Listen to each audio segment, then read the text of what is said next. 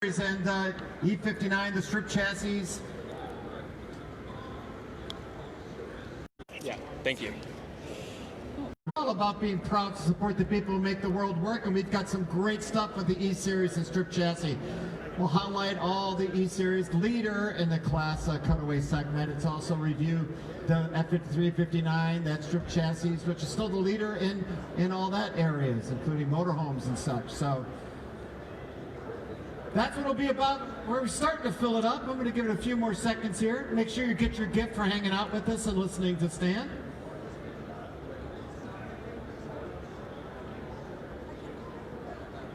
All right, why don't we please welcome now, hands together from Cleveland, Ohio, from Ford, Senior Commercial Truck Analyst. This is Stan Skrzypiec. Now say it right for me. Well, the easy way is Skrzypiec. The correct pronunciation is Skrzypiec, but I also go by Smith. All right, go get him, Sam. All right, good afternoon, everyone. Thanks for sitting down, taking the bribe, and listening to me for the next few minutes. Yes, that is my last name. That is not an eye chart at the optometrist. I am with product marketing for Ford Commercial Vehicles. Two of my three product lines include the E-Series and the F-53, F-59 strip chassis. So what I'm going to go over now is, first of all, I'm going to focus on giving you a kind of rundown of what we brought into the E-Series product line in this current 21 model year, and then I'll give you a little preview about what's happening next year in 22. Now, a couple of things that you need to know. E-Series, even though E-Series is still around, it's kind of, some people said, well, you know, they didn't know it was still around. Yes, in what was it, 2014 or so, we brought transit in to North America. The E-Series van and wagon models were discontinued in favor of transit, but we still had what was a very valuable asset in terms of our cutaway model as well as our strip chassis. We are still the leader when you look at that class 3 and 4 cutaway segment. We are still by far the volume leader, and a lot of that is due to the fact that a lot of our outfitters really still love the E-Series cutaway. We also have the best-in-class GVW at 14,500. There's no other competitor in the marketplace of cutaways that has a higher GVW at this point in time. So what we did was we took that and we're making it a little bit better. We've rolled in the new 7.3-liter gasoline engine, and we've added some additional safety features, and I'll talk about that in a little bit more detail in just a few minutes. So, let me talk about the elephant in the room sometimes. The model year designation. Yes, there was no model year 20. A little over a year ago, there were some wagging tongues going around saying, hey, Ford is not building a 20 model year E-Series. Well, technically, they were right, because we essentially just skipped over model 20 and started building model year 21.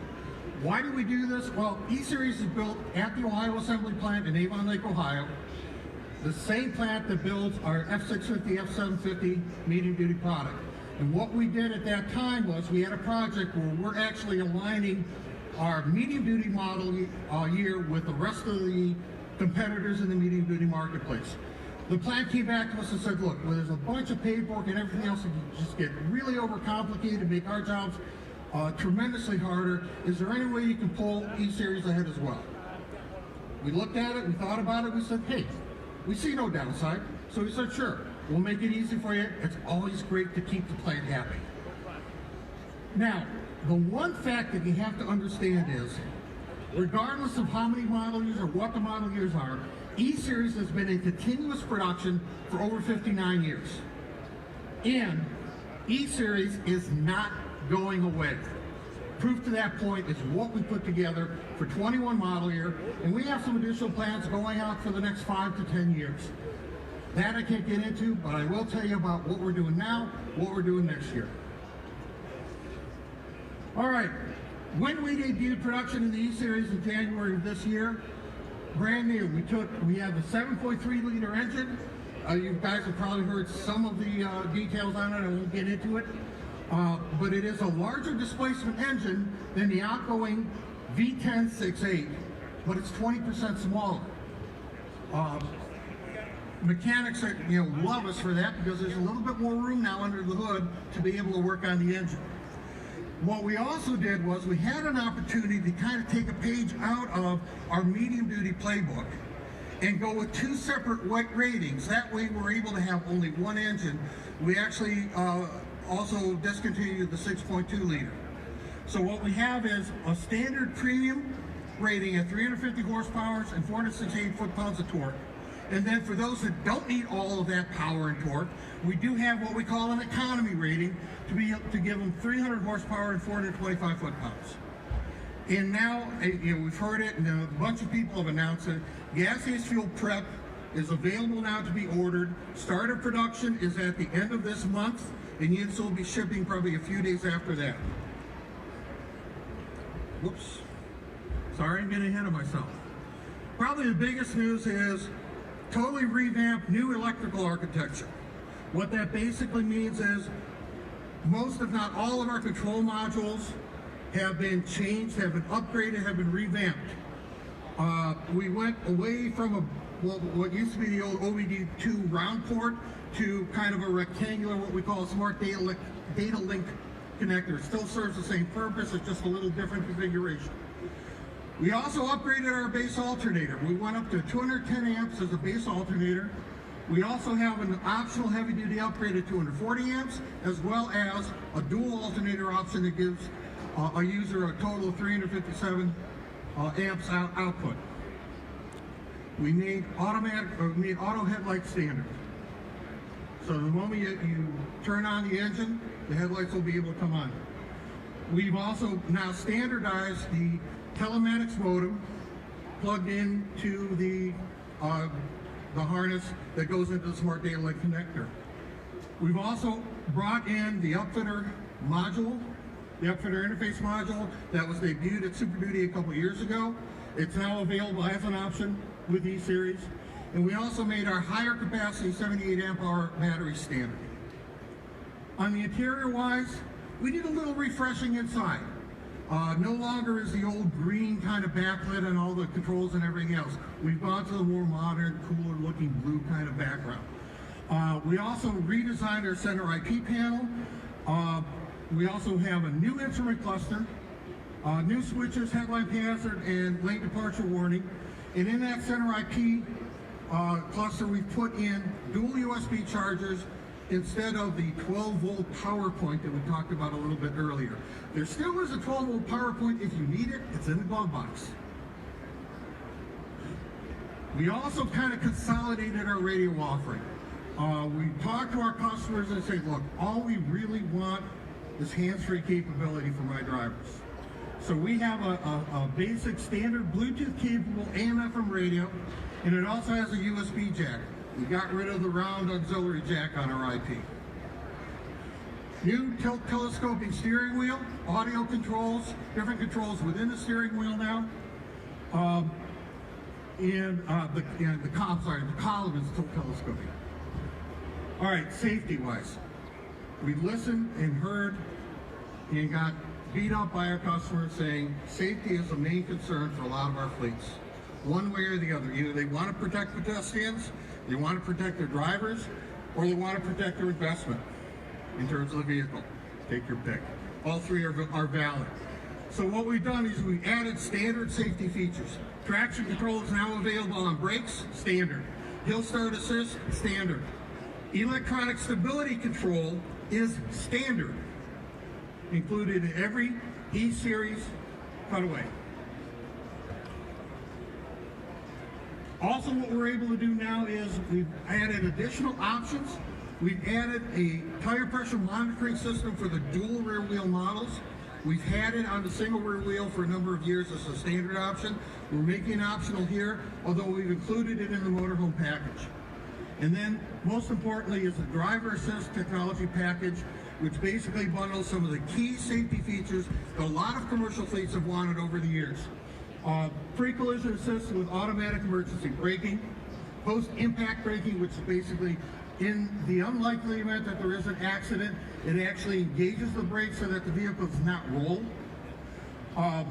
We have adaptive cruise control, lane departure warning, a driver monitoring system, which basically means that the vehicle's continues to leave or whatever, a little coffee cup icon comes up and say, hey, dummy, pull over, grab a cup of coffee, take a nap, and then go on driving.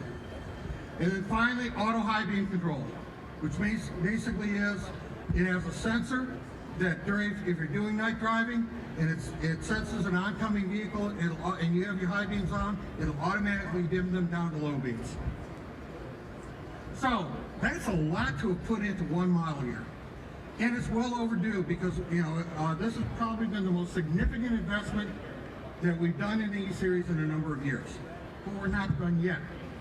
One other thing, we're coming out later this year. It's going to be late second quarter, and there's an example of it on the display, cutaway over in the corner there, is a street side or left-hand exhaust routing. It's going to be very popular for the shuttle bus industry. It's just going to be optional this year across the board. Next year, we're going to lump it in with our shuttle bus truck package. Now, for model year 22, which starts next January in terms of production, we've got two major features coming in. One of them is a redesigned engine cover. We've been able to scallop a little bit of the curves in the cover to offer a little bit more lateral leg room for both drivers and passengers. There's a prototype in the cab on the display right now. Feel free to take a look at it. And also, we're bringing up FFE rating for the 7.3 liter engine. Big for a lot of our municipalities and states that want to meet the certain standards, but it'll be an additional package that you can get on either the premium or the economy rating to be able to run up to E85 ethanol on our E-Series cutaway. All right, so that's a lot to talk about in terms of the E-Series. Now I want to turn and talk a little bit more about arguably not a very sexy but important model line, and that is the F-53, F-59 strip chassis.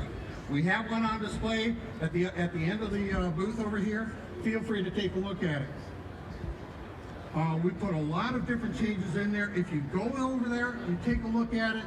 If you see parts that are painted bright yellow, those are absolutely new design or new parts implemented into the chassis. There are some parts there that are green. Those have been kind of tweaked a little bit, retuned, a little bit of adjustment made. But this is what we did for this current model year 20. And yes, it's state model year 20. We didn't jump on the strip chassis, so we continued on. The one thing I do want to say is that F-53 is still the leader in Class A motorhomes. We by far have the largest share that we sell to all of the motorhome manufacturers that build the Class A motorhomes, the big coaches. And we're very proud of that, and then we're also very proud of all of our motorhome partners. We're also the only supplier in the marketplace that supplies a gas engine that we design, we test, and we manufacture into our Class 4 to 6 strip chassis.